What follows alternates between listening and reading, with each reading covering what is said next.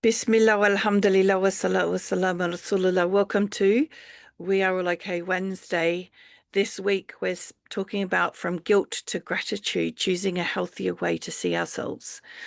And I think this topic is very relevant to a lot of, particularly moms. We get a lot of this issue of mummy guilt. So hopefully we can reframe that a little bit.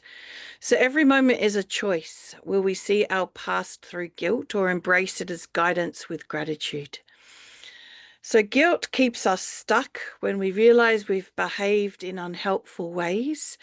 Guilt drags us backwards. It tells us we're broken, when in reality, we're simply human beings learning.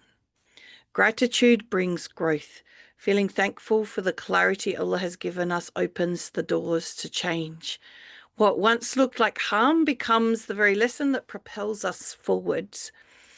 Every moment holds a choice. Peace and resilience comes from choosing healthy thinking, shifting from self-blame to self-awareness, and from regret to renewal for the sake of Allah. So let's unpack that, inshallah. And the reason for this particular topic coming up was that in my recent session with one of my mentors, who's a psychiatrist that we're learning from, mashallah, he's running a legacy program where he is sharing with us all the wisdom of his career. He's now, I think, about 84 and wishing to leave behind all he's learned. And I'm very blessed to be a part of his program. He was talking about the choice between guilt and gratitude, and that made so much sense, and such a beautiful and simple way of thinking about that feeling we have when we have an aha moment, when we suddenly realize that perhaps the way we've been doing things or the way we've been handling things wasn't a good way, that there was issue with it, and that potentially, in the process of handling things in that way, we may have caused harm to others. And the reason I earlier mentioned mummy guilt is that this is something that mums, I don't know about dads, I haven't asked them dads if they have daddy guilt, but mums certainly get riddled with mummy guilt because we start off, I'm going to use that as an example, even though not everyone here is a parent, but hopefully it still makes it relatable. That, we start off as a parent um, with no rule book, no instruction manual, and we have pretty much no idea what we're doing. You think you're an expert parent until you are a parent, and then you realize you know absolutely nothing about this thing of called parenting. And so you muddle your way through, and over time, you do come to learn better, but it's sort of too late for this child or that child. And as you come to know better, and then and as you learn, you see the repercussions of having done things in a way that perhaps wasn't helpful, unfolding in the behavior of your child or in the challenges that your child is now experiencing. It's very easy to go down the slippery slope of guilt because we love our children. We only want to do the best for them. And we always do the best we can with what we know at the time. But what we're doing is we're kind of judging ourselves with what we know now for having behaved in a way where we didn't know before. And we go down the path of guilt. And that path of guilt actually really keeps us stuck. It actually doesn't help us become a better person. It can, in fact, open up the possibility that we are now behaving in ways or responding in ways that are still unhelpful. They may not be the ways that we're feeling guilty about, but now we've got another new way of being showing up in a way that's not brilliant, not in our best form, not the way we would like to be. And so by getting caught up in that guilt, and sometimes I think it feels like we ought to feel guilty, that hanging on to that guilty feeling is um uh, it's almost like a little bit of self-punishment because we should have done better. um but it's still not helpful, because as we teach it at Back to the Future, and I don't have any my props handy, but if I had my prop handy, I'd probably use one of my lights. That the light, this being our light, being our wisdom inside, that guilty thinking like covers it. And when our wisdom is, covered, meaning our connection with Allah is covered by that feeling of guilt, then whatever is we're saying and doing isn't going to be coming from that wise space. So the other aspect of hanging on to guilty thoughts about it, and as I said, we can sometimes justify hanging on to it, thinking that we have to feel guilty to make it okay that we stuffed up, or in the example I gave you, just didn't know better at the time. We kind of start to have a feeling that we're broken. There's something wrong with us. How could we have been so bad? And the reality is, we were just human. We were doing, as I said, the best we could do with what we knew at the time. And I've used and unpacked the example in parenting because I think this shows up a lot in parenting. But if you're not a parent, I want you to just think for a minute about something, anything that you've done from the past that you've come to know better now, that that wasn't the right way to handle things, or it wasn't the right way to behave. And you still might feel some level of guilt around it. I just want you to, let's see if we can, as we unpack this, reframe the way you look at that. So I hope everybody has thought of something, something that they feel like they should have done better. And I don't like using the word should, but in this case, this is where the shoulds pop up. Something where you're still blaming yourself. You should have done better. And so you're feeling, there's that sense of guilt there, right? All right. So let's see if we can see that through a different lens, right? First of all, I want you to reflect on, did you actually know any better at the time or not? Did you do the best you could with what you had at that moment? And when I say what you had, it could be in terms of knowledge and understanding. It could have been in terms of energy and ability. Like sometimes we've got very high expectations of ourselves and we feel like we've let someone down because we didn't show up.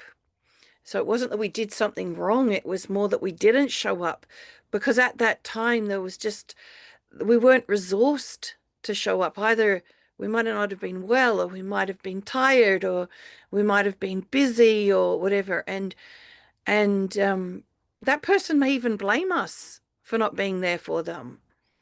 And we feel guilty about that. Again, the guilt isn't helpful, but sometimes we feel like we need to hang on to it because that's what shows that we're regretful. But it doesn't. It just is a barrier to moving forward. The choice to be grateful for the lesson, for the clarity that Allah subhanahu wa ta'ala has given us, that He has shown us a better way. This opens the door for change in us and for change in the circumstances around us. And even if this person continues to blame us till the day we die.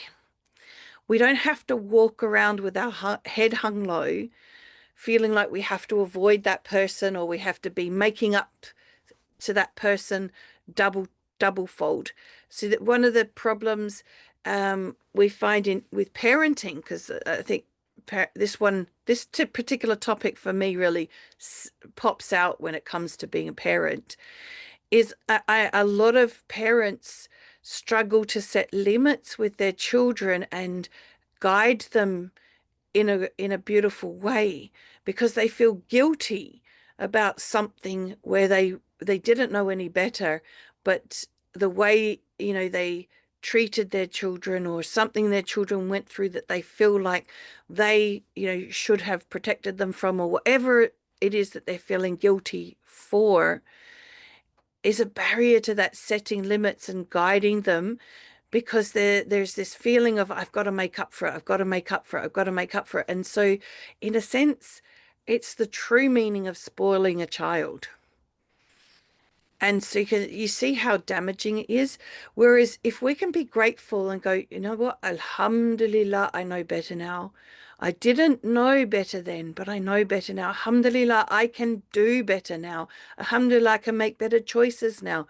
Alhamdulillah, I'm not still doing that. See it like the thinking around it shifts to Alhamdulillah. Being grateful now that it's no longer a blind spot, being grateful now that we can do better. That's where the growth begins, from Alhamdulillah. And what once was, something that potentially might have been causing harm, now becomes something that propels us forward to do things in a much, much better way. And why wouldn't we be grateful for that? Like, when I've had some of my really most challenging insights around my past behavior. So another great example for me outside of parenting was that I grew up in a very upper middle class white environment. So you know what comes with that, right? White thinking. And white thinking is horrible. It really is. And alhamdulillah, I'm so grateful to Allah for guiding me to Islam and throwing me in the middle of a multicultural society or community that is a minority group, and becoming a minority within a minority group and stripping away white privilege so I get to feel what it's like on the other side, so that my thinking has changed. Alhamdulillah for that. But I had an insight a few years back when I reconnected with somebody who I had, you know how there's some people in your life that they come and they leave in your life in a small patch in time. And this was one of those encounters of somebody for a small patch in time. And 30 years later, had the opportunity of reconnecting with this person.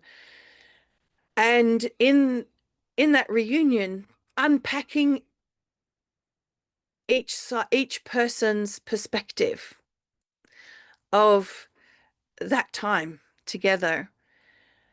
And I came to understand just how awful I was. That the other person didn't see me as awful, but I could see the awfulness in in my behavior, in my sense of entitlement, as in the white thinking. And with that sense of entitlement, how thoughtless I had been in certain behaviors. And it was really horrible to see that. It felt really icky. But I was so grateful. I was so grateful to Allah that He had taken me on this journey, that actually wasn't me anymore. And it was actually a great opportunity, instead of feeling guilty, to feel so grateful of how far Allah subhanahu wa ta'ala had taken me from that way of thinking to the way I see the world now. The change in worldview, so different. SubhanAllah.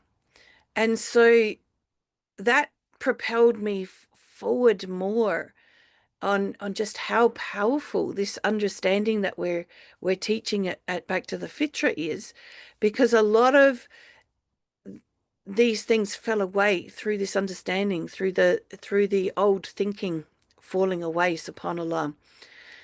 So every single moment holds a choice. We're always evolving, we're always learning, unless, of course, we're stuck in guilt. But we're always in that opportunity to be evolving forward. And a sense of peace and resilience through that, and our ability to be the best version of ourselves comes through using our gift of thought in a healthy way. So shifting from using the gift of thought to self-blame to self-awareness, and from regret to renewal. Doesn't that feel different? And doing all of that for the sake of Allah. So I think I will stop there. I hope that that's unpacked that concept for you. And I'd love to answer any questions or hear any takeaways that you would like to share. Go ahead, Abdul Bari. Yes, Assalamu alaikum. Walaikum salam. I guess the question that just popped up in my mind as you're speaking for today's topic was like a lot of the times it can come from a pure intention in terms of like, wanting to do better and knowing better and doing better. But I guess, how do you balance between kind of the showing up the best version of yourself, but at the same time being okay with you not reaching there yet and not feeling guilty and dissatisfied and stuff like that, if that makes sense? Well, it still comes back to that choice of whether you're using the gift of thought in a healthy or unhealthy way.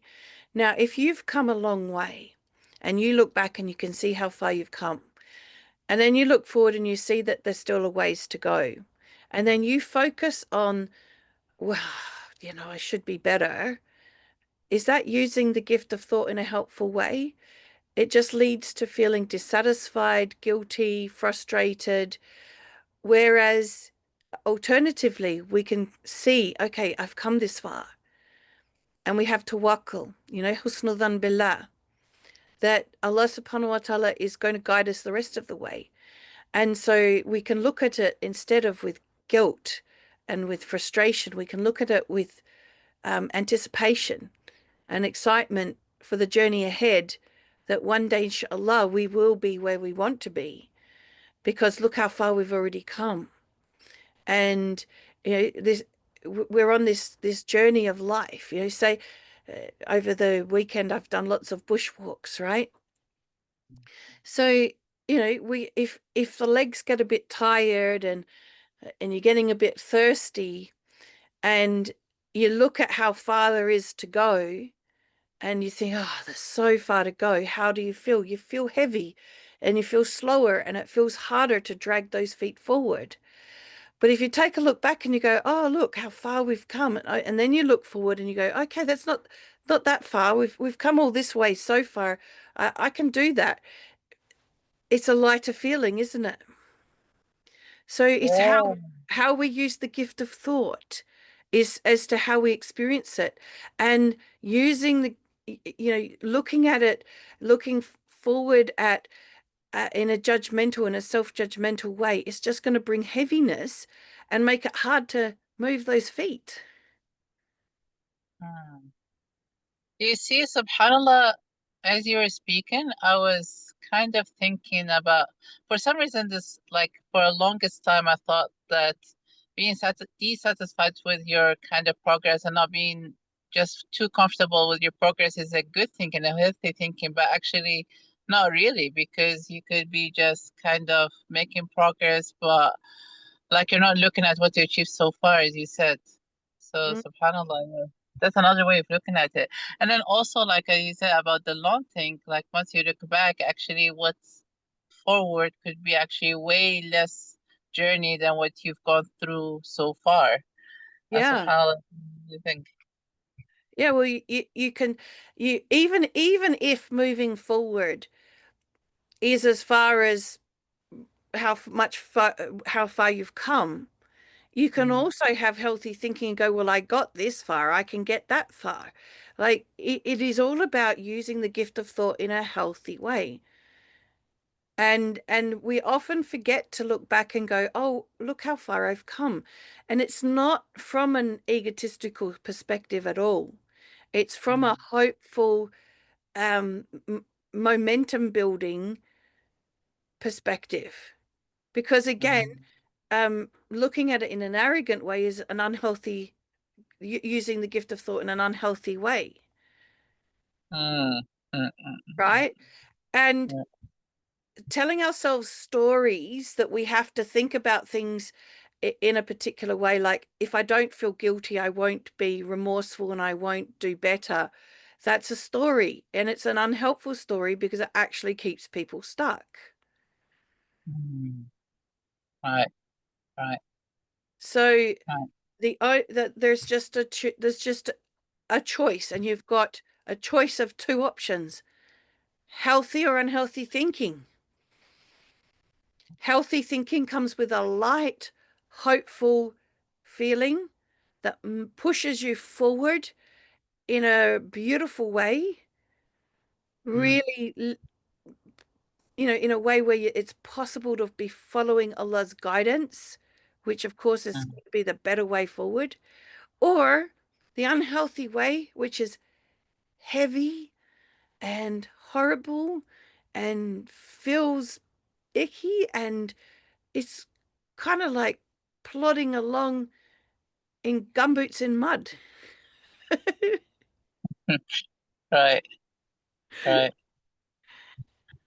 I love using metaphors. It really expresses things so much easier than words. Yeah. It's like, as you were saying, like I was just thinking of this other metaphors, like if you run a marathon or like you walk a long distance and you feel too tired, well, the unhelpful thing is getting a gun and shooting your feet and thinking, oh my God, why are you so miserable? Why aren't you gone this far? But a healthier way would be like, oh, I've ran and walked all this way, and it's normal to feel tired and my feet feeling tired, and I shouldn't just shoot my feet. Mm.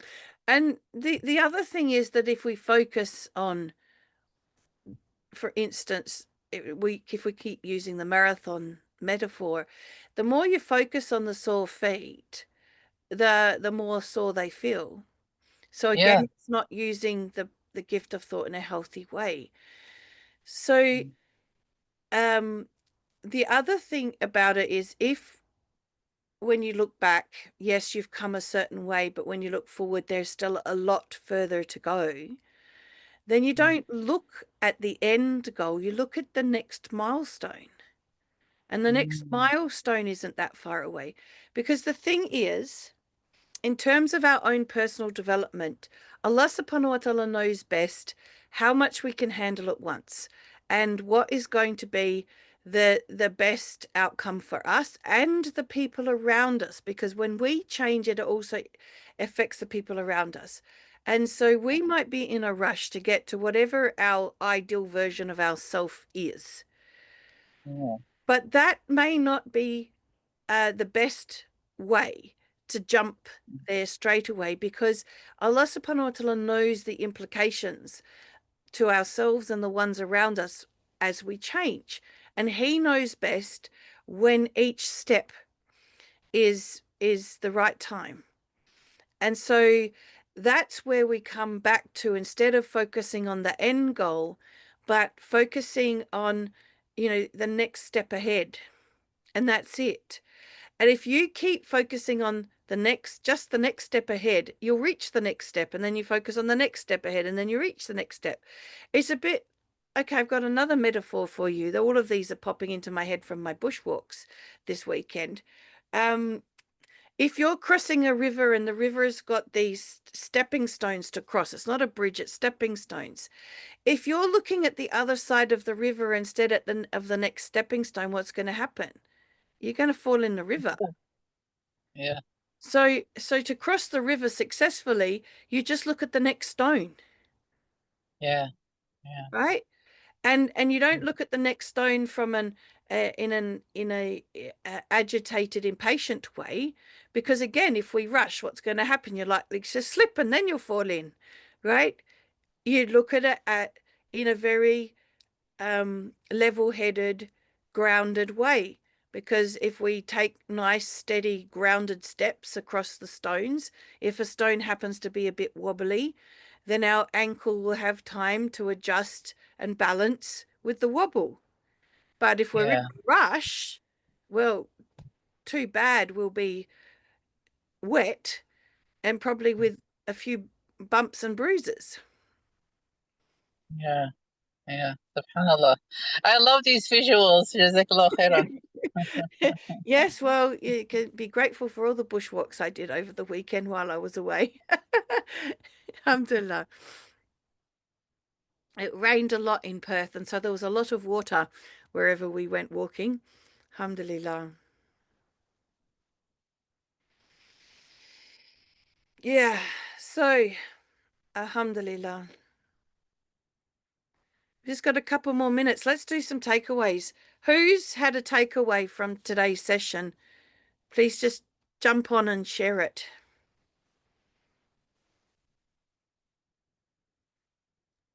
Assalamualaikum. Walaikum salam.